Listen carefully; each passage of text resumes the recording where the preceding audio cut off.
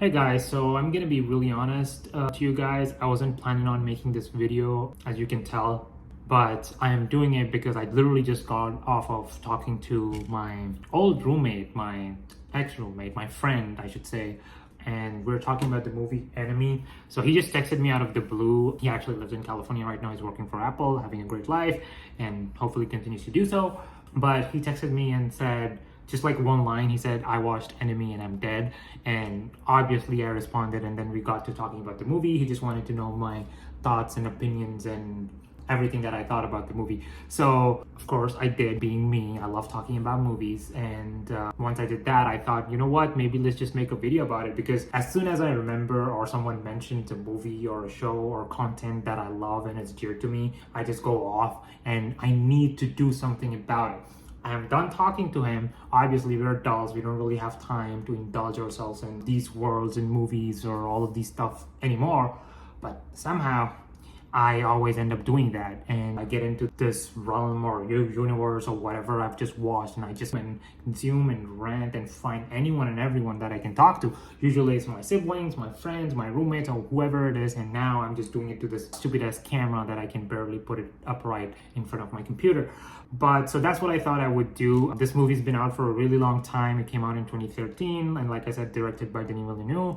Most of the people actually already know about the movie. There's been tons and tons of video essays and analysis and breakdowns and interpretations of this movie, and those are all really great. I've not really watched them, but I'm pretty sure they are. You can go watch those. This is not what my video is going to be. It's just going to be my rant, and I'm literally just going to possibly read off of the text chain that I have with my friend here on Instagram, and that's about it. But if you guys have not watched the movie, again, I don't want to spoil anything for you guys. I usually just tend to go in with a blank slate, not knowing anything, what's going on about the movie. I just try to trust the writer, director, actor, whatever it is, and let them tell the story. Let them give me all the information that they can, however they want to, whatever their vision is. I take it, interpret it myself, have my own opinions about it, and rant. Again, like I said, this is not the right way or the wrong way. There's no such thing for me personally. So everyone can interpret their own and have their own story and have their own understanding of whatever it is. That's how I believe content and media and everything should be consumed. So if you want a brief summary of what the movie is about, a synopsis or whatever, you can go Google it and then watch it. I would highly recommend watching it. And like I said, a lot of the movie buffs, they already know about this movie, but I think it's lesser known to the rest of the world, the audience, because I think they know Arrival and Dune and the other works of Denis Villeneuve better, even Prisoners for that matter. I think they came out around the same time. And in my personal opinion, this is equally good. And like I said, when my friend texted me, I responded as like, "Oh, is it the Denis Villeneuve movie you're talking about?" And he's like, they just went off on a rant because he wanted to know my thoughts about it, and he was surprised that I remembered everything about the movie, because it's been a decade since I watched it. I don't even remember. I was probably 17, 18 when I watched it, and then when I recommended it to him, it was like 2018, 2019, 2020, somewhere around that time when I was living with him. I was doing my master's, he was doing his bachelor's, and we were in a pressure cooker environment. So anytime we had any time to cool off, he would teach me guitar, and I would tell him about all the movies that I love and what he should watch. And he's a couple of years, 3 years younger than me, I think. And at the time, he was not really open to the idea. But as he's getting older and spending more time working and all that, basically becoming an old ass like me, he's now watching the movies and just texting me out of the blue about whatever he's watched and whatever my opinions, whatever I was trying to convey back in the day. And you know me, I love ranting, so I did. And it's funny because I should probably rewatch the movie and then do a proper video, but then again, like I said, this is not what ever my videos or channel is going to be. That is a lot of other people who do it way better than me. They're critiques, they're professionals, they can actually analyze everything. This is me. This is just like an everyday average person with his average thoughts and emotions about the movie and whatever I'm talking about. So anyways, if you want to know basic synopsis what the movie is about, it is Enemy. It is directed by Denis Villeneuve. It is starring Jake Gyllenhaal, Melanie Lawrence, and Sarah Gerden. It is actually based on a novella by Jose Saramago. I think he's a Portuguese. This one I remember because I knew it at the time. When I watched it, I just wanted to search up everything about the movie. It's called The Double. It's a novella written by a Portuguese author, Jose Saramago. I think he's a Nobel Prize winner too. but it's loosely based on it. I have not read that, so I don't really know. All I know is it's loosely based on it, and Denis Villeneuve usually he takes his own spin on the stories and movies that he makes. And again, like I said, I don't think he ever analyzed the movie himself. He's left the movie open for interpretation. Even though it's a thriller, he's never really solved it for us, and this is how I actually prefer watching it. I don't want anything to be solved for me. I want to try to solve it myself, and if I can't solve it, I want to live in the frustration. What can I say? I'm a sadist like that. But the movie, like I said, can have a lot of different interpretations, and a lot of people have done so because it's been a while since it's come out. So basic synopsis is basically it's about a character called Adam Bell, and he's a very withdrawn history professor, and he has a very mundane routine life. And then one day he spots someone who looks like him or is him in a movie that is recommended by a colleague or friend of his, just like funnily enough I did with my roommate. And he is trying to figure out who that person is, and he eventually learns it's his doppelganger, and then he's trying to figure out all about his life and how their life eventually coincide, leading to the climax of the movie. Is basically how I would basically try to keep all spoilers away from the audience that is going to watch. I know this is a very bad synopsis, but like I said, if you want a proper synopsis, I can't even read synopsis off of fucking Google. So you can go watch it if that's all you need. But if you want some more, you can either watch the video where I'll possibly go through a lot of spoilers, or you could just watch synopsis somewhere else and go watch the movie. Highly recommended. But in any case, let me go into the text messages that I was talking to my friend. I'll just go through them as much as I can because I rant a lot. But apart from the synopsis that I just gave, if you go into the deeper analysis of it, and like I said, my friend was really surprised how I remember everything about the movie. And it's funny because my brain chooses itself what to store and what not to. I'm basically a slave to my mind, and I just do what it tells me to do. And that's how I remember it. There are certain things that for the life of me I cannot remember, but then there are songs, movies, content, whatever it is, I just remember. And I'll never forget experiencing this movie as well. It's just one of those movies. So like I said, I was just explaining to my friend, and I talking about how, again, the movie starts off with a really weird, foggy sex club where you can see weird things happening, and you see all these masked men watching whatever performance is happening, and then you just have a glance of Jake Gyllenhaal's character. You don't even know who he is, what it is, and then it straight cuts to the actual character that we're supposed to follow, which is Adam, who's a history professor in Toronto. Like I said, he has a very boring, mundane, monotonous life. It's just routine after routine, and he just keeps doing his thing until one day, like I said, a friend of his, a colleague of his, suggests him to watch a movie. He's watching the movie, and then suddenly in the movie he sees this NPC background character that looks exactly like him. He's like, hold on a second, I never did a movie. Is this me? Is this not me? And then of course all of us do.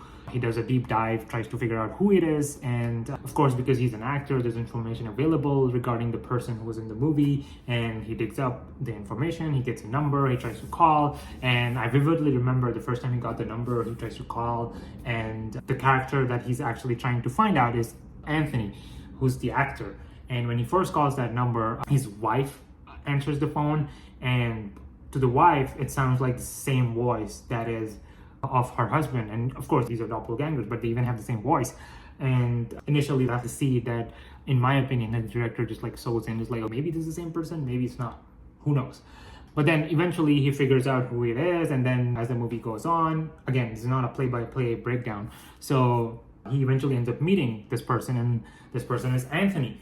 Adam is our professor, Anthony is the actor, and then you're like, oh, these are two different people, these are doppelgangers, and they finally meet. Because until they meet, you're still thinking, are this the same person? Is there some kind of situation where this person doesn't remember, has some memory issues and all that kind of stuff? But then they meet, so you're like, oh, so there are two people.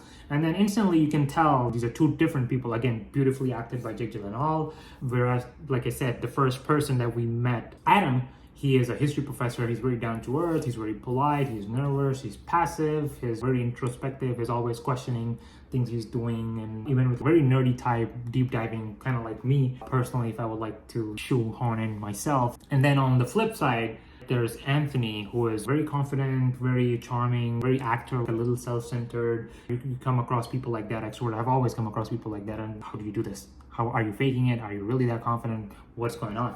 He's an actor. You don't know if he's putting on a persona or if he's that person, but right off the bat, you're like, oh, this guy it's impulsive, he's an adventurer, possibly manipulative, giving that vibe, and then the other one is the complete opposite. So there are two different sides of the coin, and naturally, when that happens, when you look exactly the same, they even have the same scar. I remember they have the same hairstyle, they look exactly the same, but they have completely different personalities. So when that happens, you tend to start imagining what your life would be if you were like the other person. You hold on a second, if I were that confident, if I were that adventurous, if I were like him, if that was the case, I know life would have been better. And similarly, if you're there, you think again, I wish I was not married. I wish I didn't already have everything settled.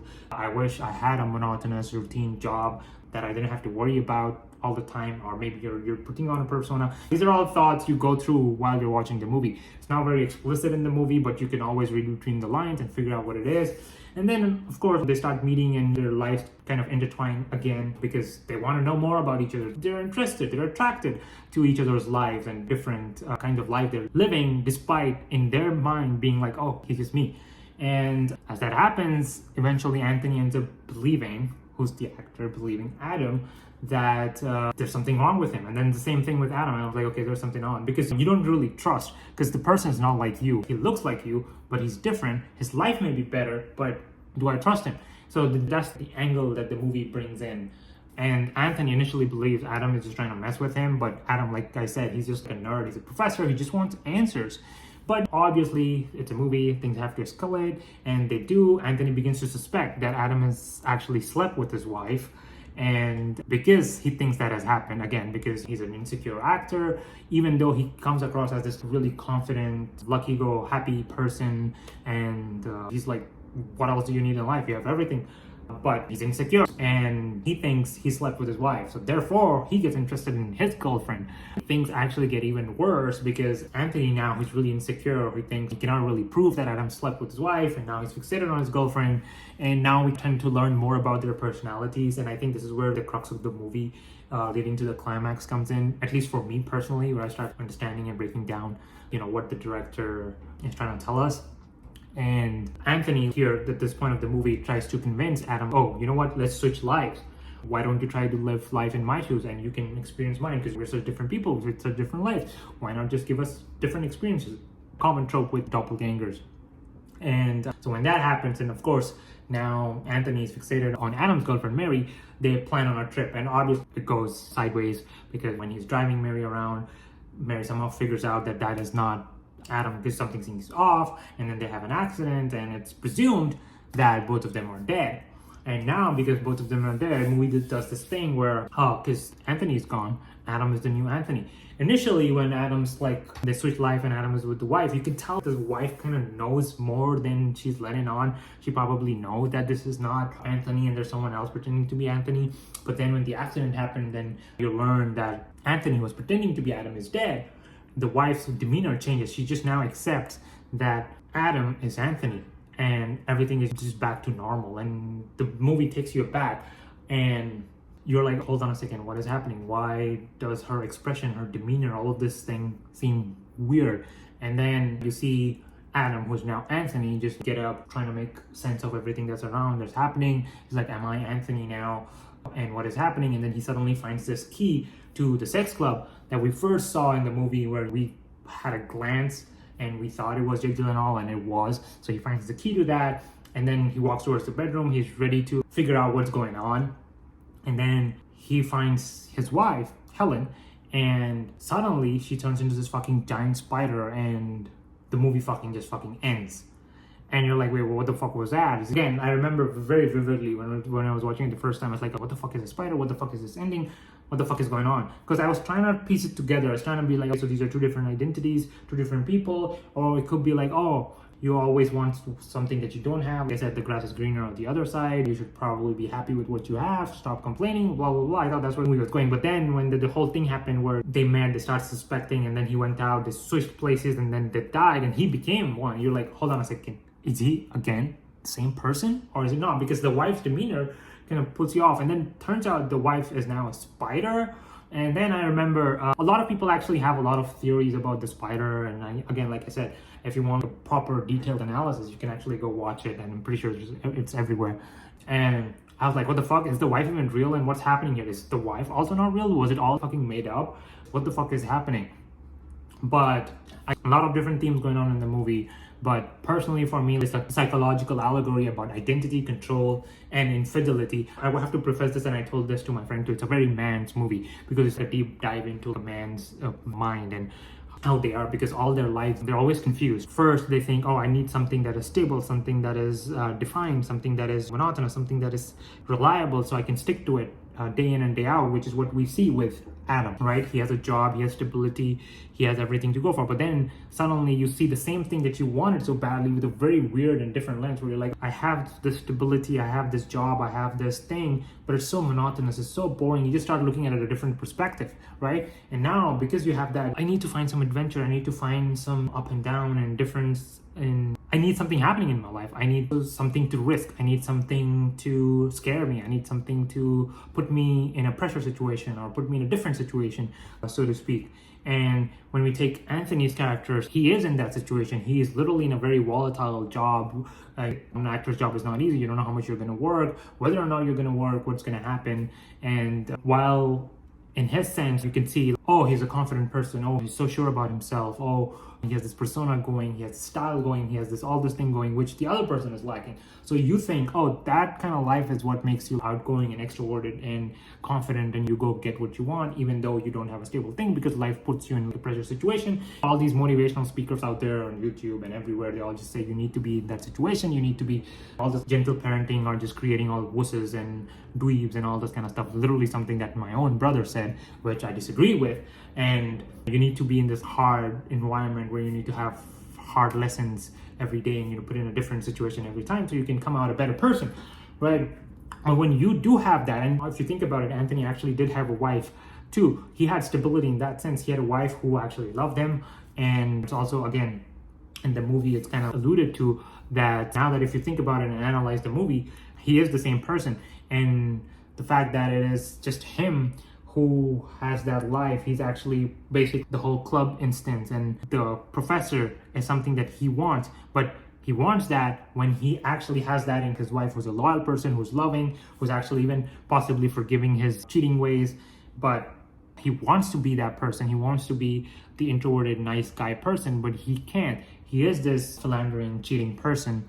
Or he is that person who wants to have a life where it's more adventurous, and he's chasing lust, and he's chasing adventure, and he's chasing pressure points in life and this and that, where he wants to be challenged because his life has too much stability. So it's this dichotomy of which one is the real one, which one is the one he actually wants, which one is the one that satisfies him, which one is the one that he hates. Don't know any of it. It's all open to interpretation. It's all open to our understanding of it. And basically, in my opinion, what I think is it's just two versions of the same person, and it's just the duality of it all is represented in this weird psychological foggy kind of movie where we're literally just watching men, or in this specific instance a man, be like, can I be this, can I be that, can I be both? But having this struggle to figure out who he actually is, what he actually wants, and what he actually can stick to.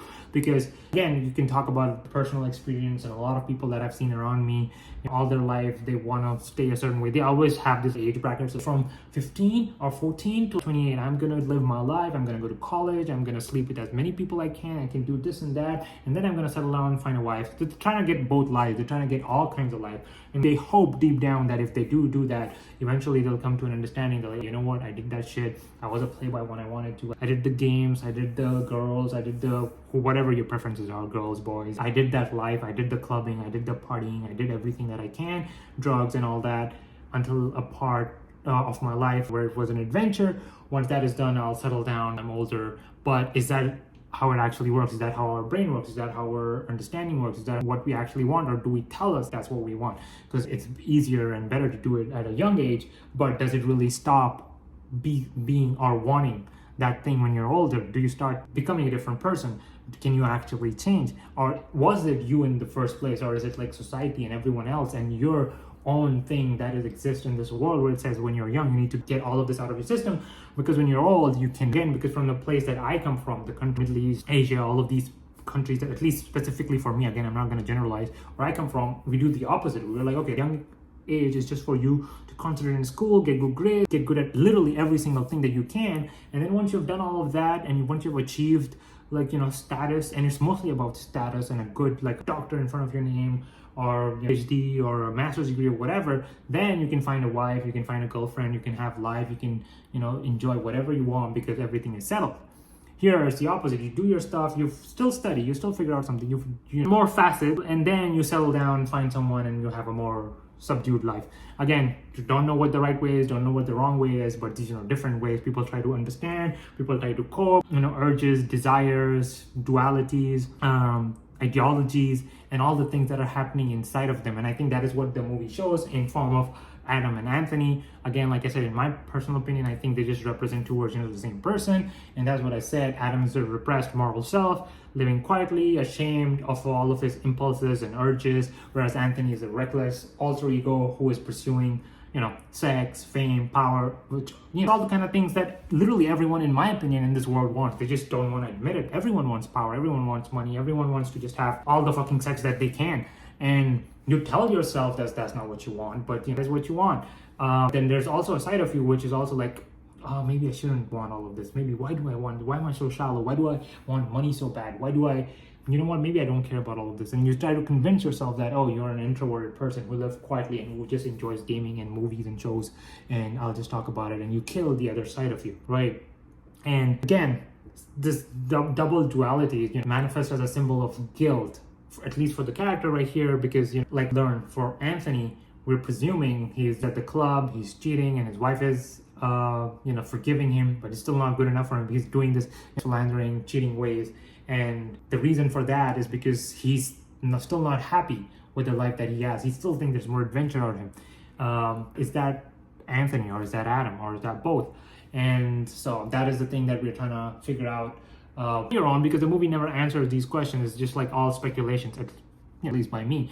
And then if you look at the Adam perspective, like I said, it's just a very repetitive, monotonous, existence, just where it's just trapped in cycles. It's just work, relationships, and he has a life, he has stability, he has a job, but for him it's just moral failure. He thinks he's never achieved anything in his life because he's not aimed for greatness, he's not aimed for fame, he's not aimed for power, he's not aimed for all the chicks you can get, all these podcasts and shows that you have on YouTube nowadays, like Williamson's podcast, Joe Rogan's podcast, and the fitness gurus, and all these people.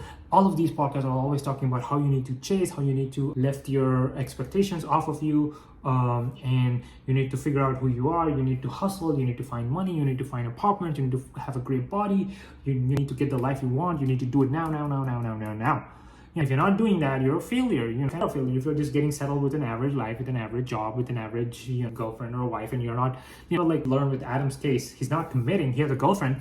I know I said the girlfriend and the wife also represent two different sides of women that men think they want. Because at least for me personally, again, I grew up in Middle East and Asia, and again, I'm going off on a tangent here. But when you do that, you're always watching shows and movies where women are always shown this. Watch The Bear, one of my favorite shows.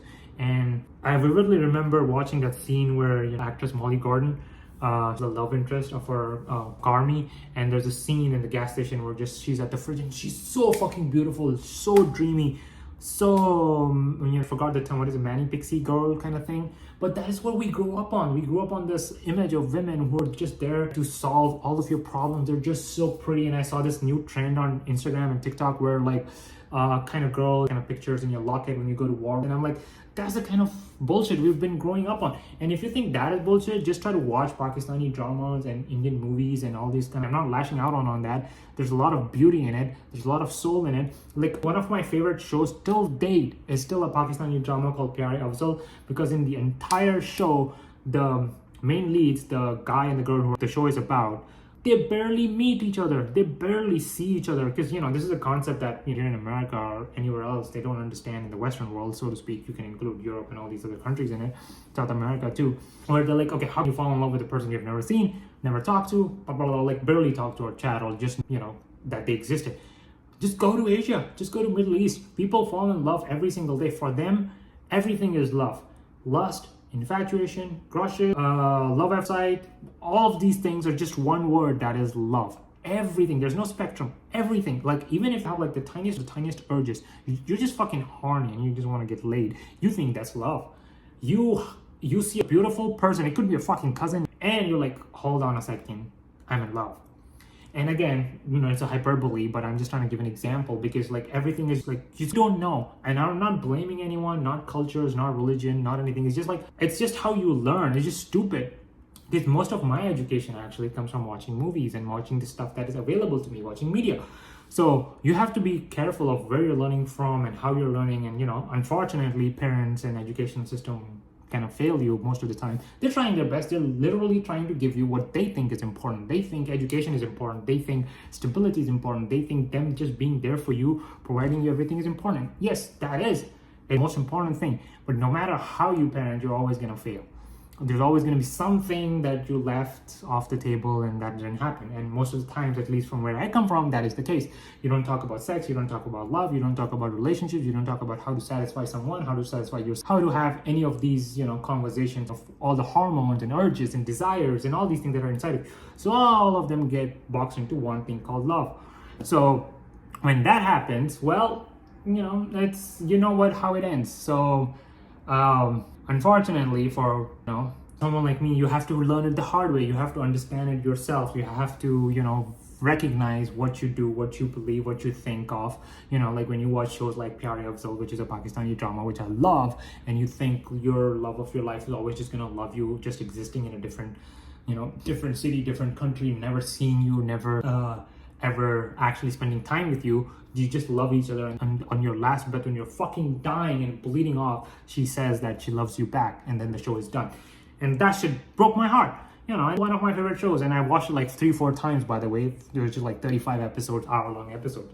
So that's what I grew up on, right? So that's how you believe girls should be. That is what their role is. That is what they do to men. Similarly, in this movie, I know I went off on tangents. You have two different characters. You have the wife, Helen, and then Mary, the girlfriend.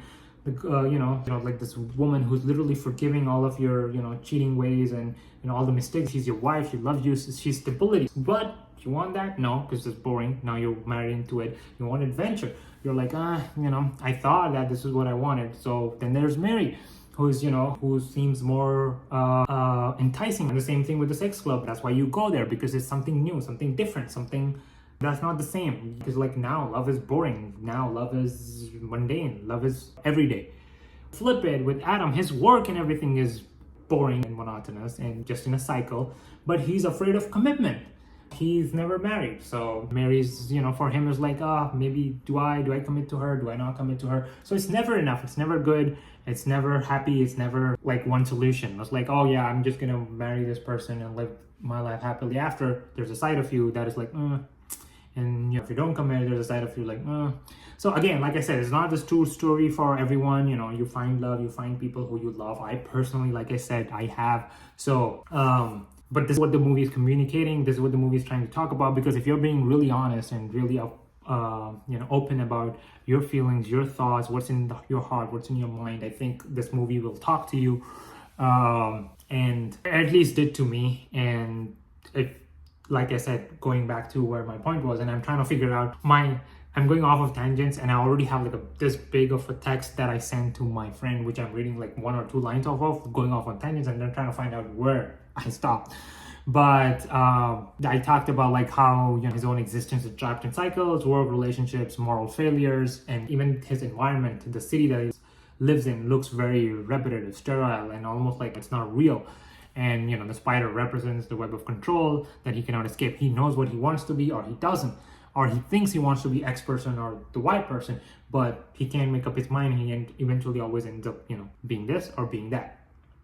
And again, like I said, I already talked about Mary and Helen, different reactions to Adam and Anthony's duplicity. Helen is very calm, quietly aware, perhaps representing forgiveness and confrontation of the truth, whereas Mary on the other side, shows lust and deception and the thrill that always ends up in destruction. Again, there's a lot of talk about spiders, giant spiders looming over the city. Helen as a spider is in the final shot. It, in my opinion, shows the fear of entrapment, marriage, commitment, responsibility, which I talked about, perhaps all the web of life that Adam has built. And there are also psychoanalytic readings. The spider represents the mother of the feminine force that traps or dominates the male psyche, another layer of Adam's fear of intimacy and control, which basically shows like we're men, we're alphas. We're not supposed to give in to women or one woman or their webs and whatever they're trying to do. We should go find our own thing. So that is also possibly a take on it. Again, these are all like my personal take. They could all be wrong. They could all be stupid, but this is what I actually feel. And when I think finally when he looks at the spider, he just realized that all this time when he was thinking of other people's life or the doppelganger's life, or how the grass was greener on the other side, who is the real one, whether it's two people, whether it's one people, what it is, the movie basically being called enemy is like the fact he himself is his own enemy, and he has this quiet resignation of like, okay, this is what my life is. And as much as I want to blame everyone else, blame Helen, blame Mary, blame environment, blame jobs, blame constant things, blame different things, whatever you want to name it, whether he wanted stability, whether he wanted adventure, whatever he labeled the thing, whatever he thought the outside thing was his enemy, it wasn't, it was him. So again, in my opinion, it's just a hypnotic portrayal of how men rationalize their impulses and sins. And this is also a good follow-up to my Ed Gein video. I'm actually going to finish watching Ed Gein and do another video if I actually get the time to do so. There's actually a lot of stuff I have to do, but like personally going through a lot. Villeneuve tells it like a nightmare, every scene loaded with dread, silence, and doubling. It's not a story to be solved, but it's, for me personally, it is something that you have felt. It's something that is in your mind, it's in your heart, and it is something that we always fear, just repeating our mistakes, being trapped, being in a web of who we are and never getting out and never being satisfied and never knowing which one is actually us and which one will actually keep us happy. So that is, you guys, that is all there is. And I know it was just like a one big message and a couple other messages with my friend, and then I ended up making this like a really long video. But let me know what you guys thought about it, if you have watched the movie, and what your thoughts were and what your thoughts were on my thoughts, and we can discuss it possibly. Anyways, I'll go. It's been a really long video.